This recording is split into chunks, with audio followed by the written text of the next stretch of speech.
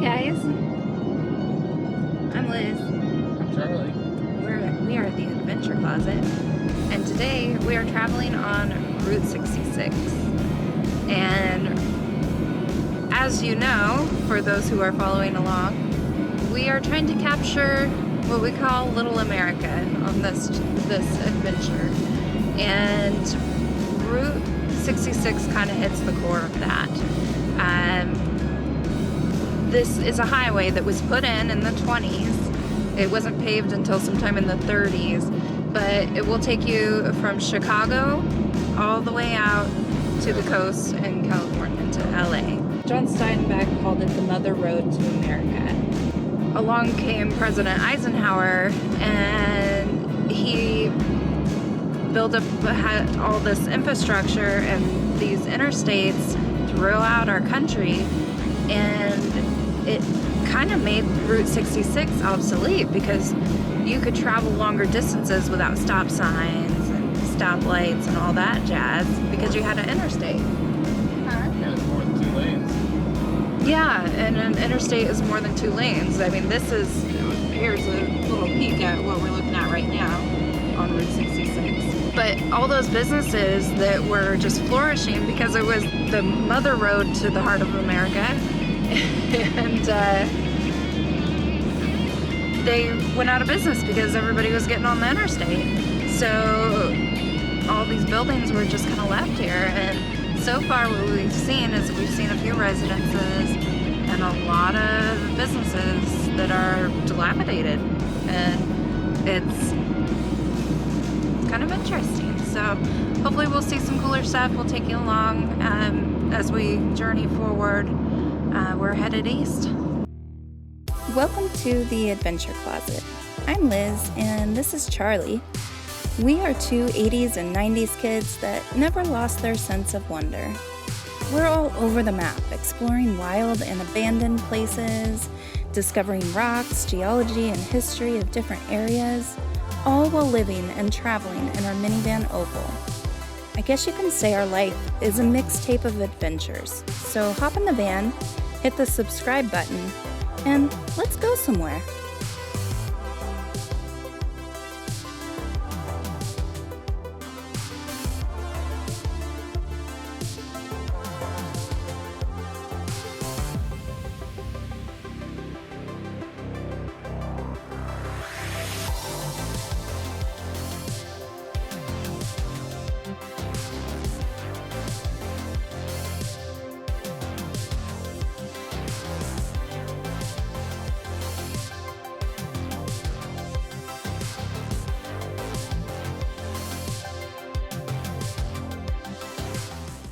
So we almost missed this in the middle of the Mohave Desert. There's nothing out here. And the sign at the bottom of this tree, it says, "This tree is the last fragile remnant of the town of Baghdad.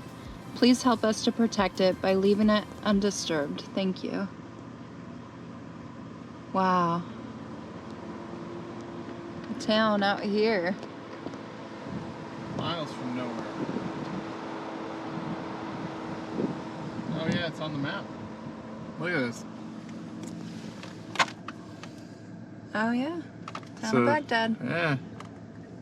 Interesting. Like, look, there's nothing around us. That's crazy. What? Oh my gosh. So we're in the town of Amboy, founded in 1858. Here in the Mohave Desert. We're like in the heart of the desert here. And look at this Buddha. How cool is that? Let's get out. Oh, it's interesting, the offerings to Buddha. Beer, water, Reese's, a donut. A donut? A donut. I'm sure Buddha would be pleased. Makeup. Is this a thing? Like, Some rocks. are you to make an offering to Buddha? Soul sister. Riches and wealth don't bring you happiness if you're greedy. That's true. There's several rock offerings. Snickers. like that. That's an interesting rock. Oh yeah, that's cool. I want to make an offering to Buddha. Somebody offered him a hash brown. A hash. Wow. I'm gonna make an offering to Buddha. I don't know what yet.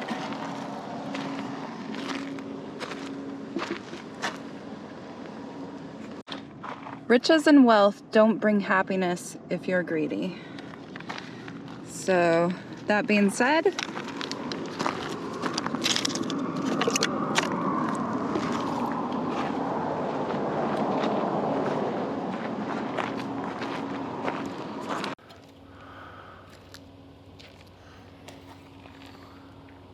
Bye, Buddha. bye, Buddha.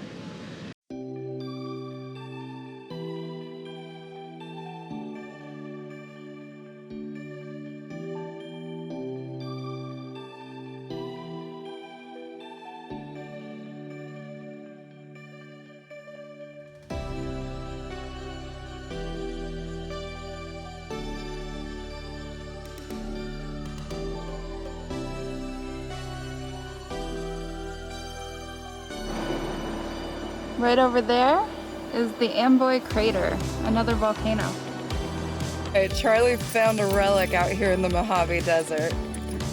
For those that don't know, those that did not grow up poor, this is a Spam key and it's all rusted, but you can still see the metal is on it from when they opened the can. That's amazing.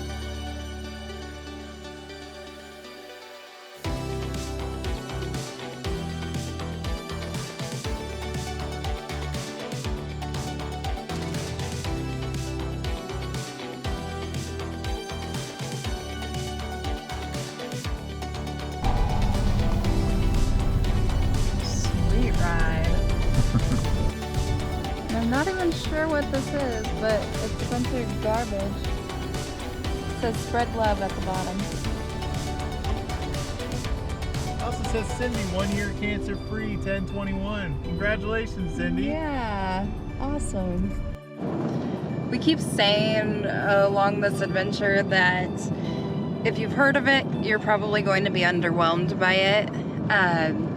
So Route 66, we kind of felt like it was going to be that way, but Route 66 is kind of what it's projected to be. It is this rundown road with all this cool old stuff on it. It's few and far between, but if you're patient and you listen to an audiobook like we are, it's awesome. I'm loving this. Yeah, we just started Travels with Charlie by John Steinbeck. Liz read it when she was young, but I've never read it before. But oh my gosh, we're just on the first chapter, and we totally can relate. Totally relate. And you know, reading it when you're younger and you haven't yet had, you know, as many life experiences, you don't really take from it what you do now. So I highly recommend it. If you're here watching what we do here on YouTube, you're going to love the book. So Travels with Charlie, and what am I doing? I'm traveling with Charlie, but he's not a poodle dog. He's cute though. Yeah.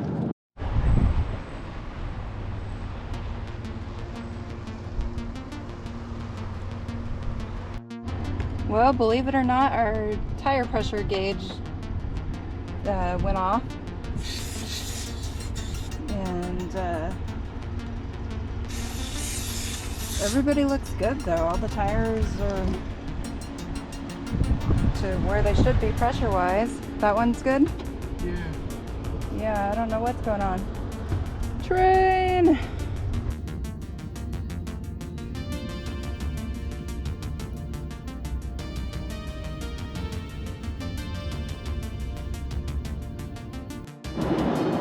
We are so close to crossing the border back into Arizona. We're going to be crossing over the Colorado River once again. And we're headed east again. Oh, we haven't been heading east, but you know what I mean. We just roam. We have really just roamed. We've zigzagged all over the place. Here's Colorado. Oh, there she is. Wow. Blue water. Lots of truckers. On the state line. Oh, Arizona. Here we are. What? Google? You didn't. You're supposed to greet us and say welcome to Arizona. Well, there's the Arizona sign. So maybe Google's waiting. What are you waiting for, Google? Or maybe Google only says that when you're en route. Where are you? Well, Google failed us. Yeah, you suck.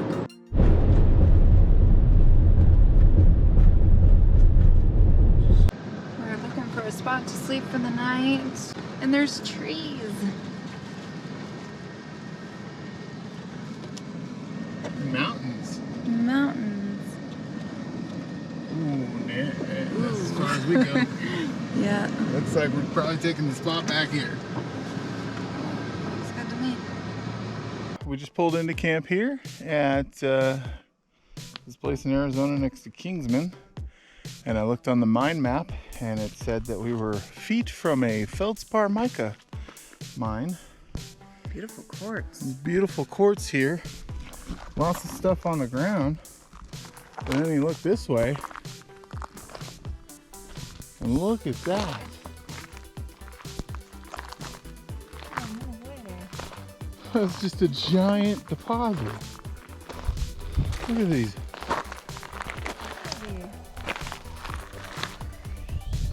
Like the ground is littered.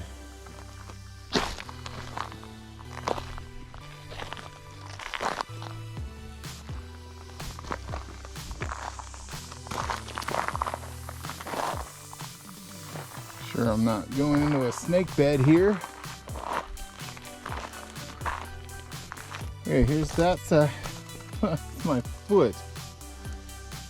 And it goes up and over and back that way. This is crazy.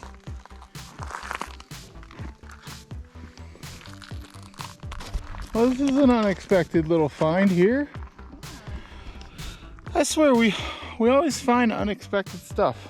We don't plan these things. We didn't plan to come to a Feldspar mine. There's the Feldspar mine right there. And there's Opal. Like literally right there. Without any knowledge. Yeah, without any knowledge, or just crazy. We were gonna drive a little bit further, but there's a big wash in between here, so we couldn't get through it easily. I think we could have made it. So I guess most of that over there is quartz, and we did find a bit of feldspar here. You can tell by the pink color and the feldspar crystals. Yeah, it has some. Yeah, there's. Look at the mica in that. It's feldspar and mica. It's very Nice. flashy. Yeah, and juniper berries. I don't recommend eating them. They're not that great. So this is quartz and this is feldspar. We're not professionals at this. Ooh, that's a nice looking cool piece. Look at that. Oh yeah, that's pretty. That's a keeper. If we gotta check to see if we can keep. But Yeah. we'll at least take photos. Yeah. So apparently there's another one that way. Let's go see if we can find one. Gaia GPS has this overlay of mines on it. And you know, sometimes it's just like gravel, sometimes it's not. But it's cool for finding rock hounding spots. Such a beautiful area here. Yeah, we're near Kingsman, Arizona, which I never heard of. It's a decent sized town. Yeah. And they have all this out here. Yeah. So we're on top of this hill here. But it seems like this whole hill is just a feldspar hill. It's very different than the feldspar we found at that mine, or it wasn't even a mine, that was the feldspar we just happened upon back in Washington.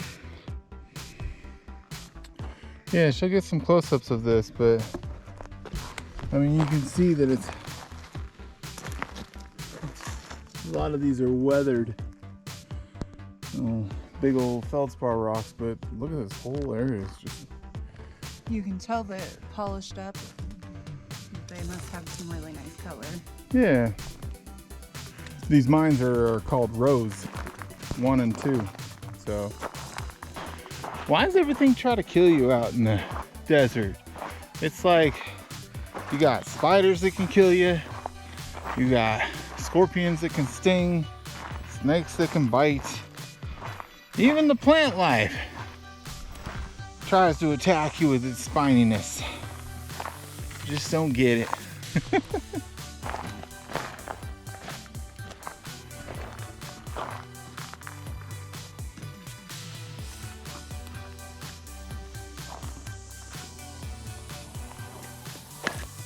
Pretty good sized bone. What do you suppose lives in that hole? I don't know, but it's right next to camp. We might find out. We might. It's the next day, and Opal got a much needed bath. All this desert life has left her pretty dusty. Due to her fancy schmancy cargo topper, we can't do the drive-through washes anymore. So she only gets the very best hands-on TLC she truly deserves. This van has become quite the companion for us. She's home, one we never knew we could ever comfortably withstand due to her severe lack of space. Yet somehow, Opal is the one we want to see at night. When the days are long and the adventures have left us feeling rough and haggard, it is within her silver armor that we feel safe and at rest.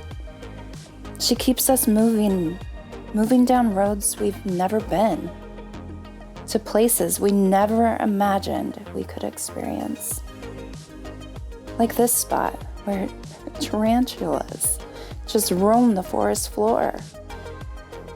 And then before we know it, we're at this spot where oak trees are surrounding a sparkling pond, and just like out of a western, cowboys come running through wrangling wild beasts. Life with Opal, it just keeps getting better. Just sitting here editing, and there's some cowboys getting a cow.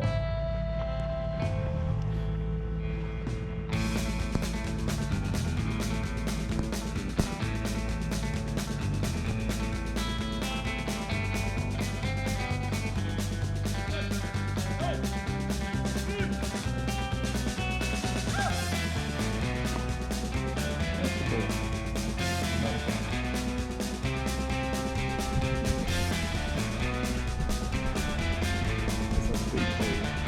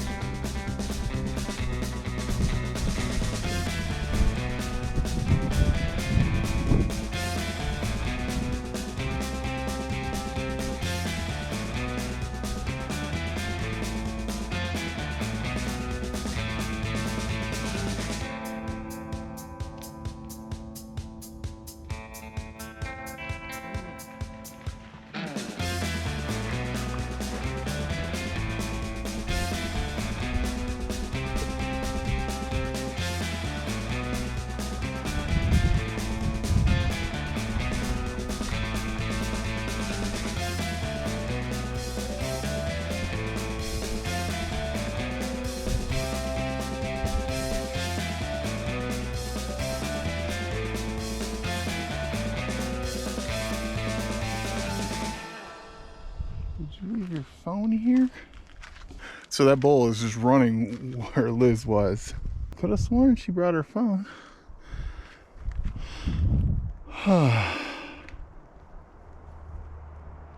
Liz went for a walk.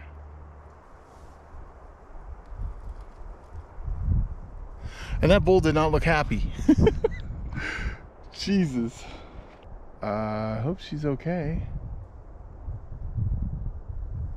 I'm fine, by the way. Yeah, she's fine. I couldn't find her. That was fun. Yeah. Well, that was fun. Bye now. Bye now.